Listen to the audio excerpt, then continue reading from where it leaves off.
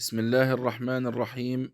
سرعة تتابع الآيات العظام وهي علامات الساعة الكبرى.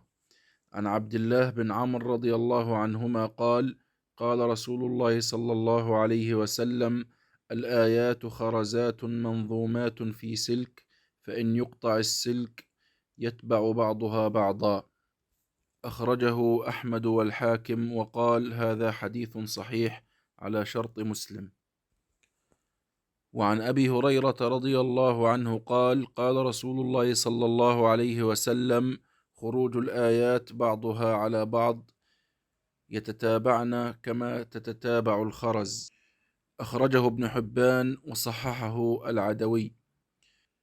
الأحاديث السابقة فيها إشارة إلى تتابع الآيات العظام، حيث سنرى أن الخسوف الثلاثة والدخان والدجال وعيسى عليه السلام ويأجوج ومأجوج مترتبة على بعضها البعض، ثم بعد ذلك مباشرة يكون طلوع الشمس من مغربها، وعلى إثرها أو في نفس اليوم يكون خروج الدابة، وبعد ذلك بوقت قصير تكون النار الحاشرة آخر الآيات العظام.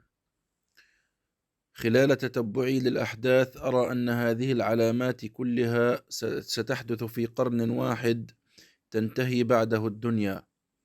ورد في أثر أن الآيات الثلاثة الأخيرة طلوع الشمس والدابة والنار الحاشرة تقع كلها خلال 6 أشهر، وفي رواية 8 أشهر.